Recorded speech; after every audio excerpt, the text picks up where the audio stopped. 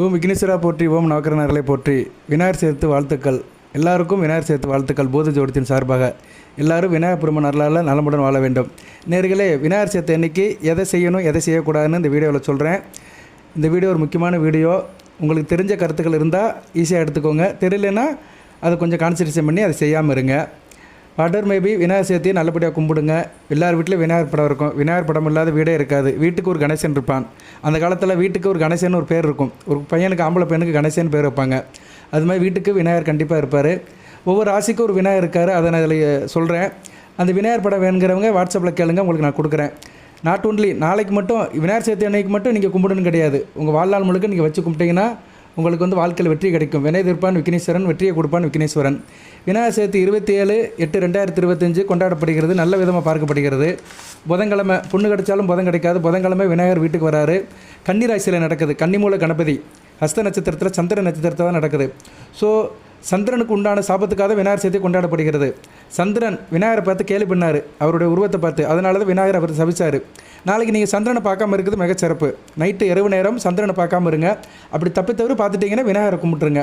விநாயகரை கும்பிட்றதுக்கு காலையில் 9:15 to 10:15. நீங்கள் வீட்டில் சாமி கும்பிட்டாலும் சரி, கோயிலில் போய் சாமி கும்பிட்டாலும் சரி, 9:15 to 10:15 பூஜையை முடிச்சிருங்க. வீட்டில் பூஜை பண்ணுற விவரத்தை நான் சொல்கிறேன். அதுவும் கணபதியோட மூல மந்திரத்தையும் நான் இந்த வீடியோவில் அட்டாச் பண்ணுறேன். அது ஏற்கனவே பழைய ராசியில் சொல்லியிருக்கிறேன். அதையும் இதில் அட்டாச் பண்ணுறேன். அந்த மந்திரத்தை கண்டிப்பாக சொல்லுங்கள். சரியா நேர்களே? பூஜை பண்ணும்போது இந்த மந்திரத்தை ஒரு 11 தடவை சொல்லுங்கள். ஓம் ஸ்ரீம் க்ரீம் க்ளீம் க்ளம் கங் கணபதியே வரவத ஸ்வர்வ சன்ம வஷீன ஸ்வாக. இதை உங்களுக்கு நான் இந்த வீடியோவில் உங்களுக்கு அட்டாச் பண்ணுறேன், இன்க்ளோஸ் பண்ணுறேன். அதை நீங்கள் எடுத்து படிங்க நேர்களே. ஓகே, இப்போ ஒவ்வொரு ராசிக்கும் ஒரு கணபதி இருக்கிறாரு. மேச ராசிக்கு விக்ன கணபதி, ரிஷப ராசிக்கு லக்ஷ்மி கணபதி, மிதுன ராசிக்கு தூய்முக கணபதி, கடக ராசிக்கு வித்யா கணபதி, சிம்ம ராசிக்கு சிம்ம கணபதி, கன்னி ராசிக்கு ருணமோஷ கணபதி, துலாம் ராசிக்கு நிறுத்த கணபதி, விருச்சிக ராசிக்கு உசிட்ட கணபதி, தனுசு ராசிக்கு பக்தி கணபதி, மகர ராசிக்கு வீர கணபதி, கும்பராசிக்கு விஜய கணபதி, மீன ராசிக்கு யோகா கணபதி. நான் சில ராசிகளுக்கு வீடியோ போட்டிருந்தேன். அதில் அந்த வீடியோவில் இதை சொல்லியிருந்தேன். எந்த ராசிக்கு சொல்லலையோ அந்த ராசி நேர்கள் இதை எடுத்துக்கோங்க. இந்த இமேஜ் வேணும்னா என்கிட்ட கேளுங்க, உங்களுக்கு நான் அனுப்பிவிட்றேன். சரியா? அந்த இமேஜ் விநாயகர் வச்சு கும்பிட்டிங்கன்னா மிகச்சிறப்பாக பார்க்கப்படுகிறது. இது கடையில் கிடைக்காது. நான் முடிஞ்சு அந்த வீடியோவில் ஸ்க்ரீன்ஷாட் அனுப்புகிறேன் நான். சரியா? பட் உங்களுக்கு நான் அதை அனுப்பிவிட்றேன் நான். சரியா நேர்களே? பார்க்குறேன். வாய்ப்பு இருந்தால் உங்களுக்கு தனியாக தான் எடுத்து அனுப்பணும். இல்லைன்னா இங்கே என்கிட்ட கேளுங்க. அந்த விநாயகர் படத்தை வச்சு கும்பிடுங்க. இல்லைனா பொதுவாக விநாயகர் படத்தை வச்சு கும்பிடலாம். சரி சார், இப்போ எதை செய்யணும் எதை செய்யக்கூடாது அப்படின்னு பார்த்தோம்னா, விநாயகர் சதுர்த்தி அன்று நீங்கள் சிலை வழிபாடு செய்யலாம்.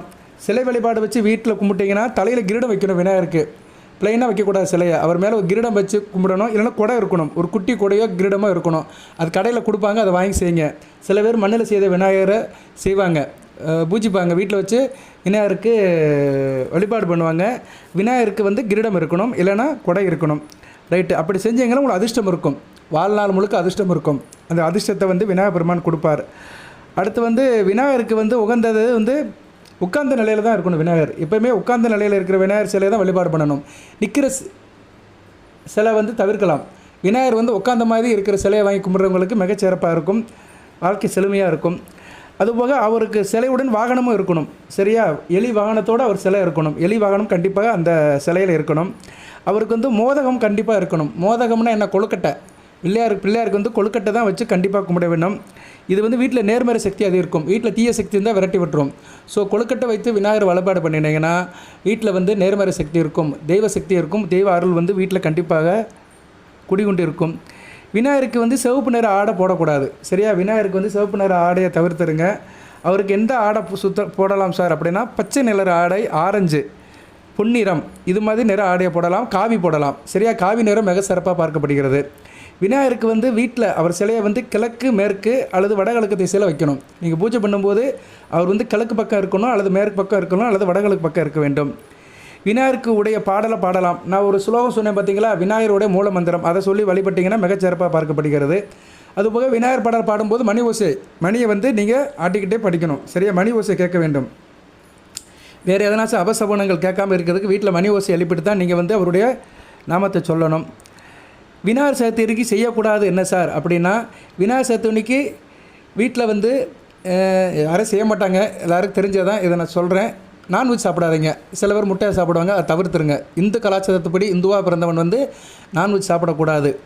அதுபோக அவரோட தும்பிக்கை, அவர் சிலை வாங்கும்போதே பார்க்கணும், தும்பிக்கை வந்து வலதுபுறமாக நோக்கி இருக்கக்கூடாது. தும்பிக்கை எப்போவுமே இடது பக்கமாக நோக்கி இருந்தால் தான் நல்லது இருக்கும். ஸோ இடது பக்கம் தும்பிக்கை இருக்கிற விநாயகர் வழிபடுறது மிகச்சிறப்பாக பார்க்கப்படுகிறது.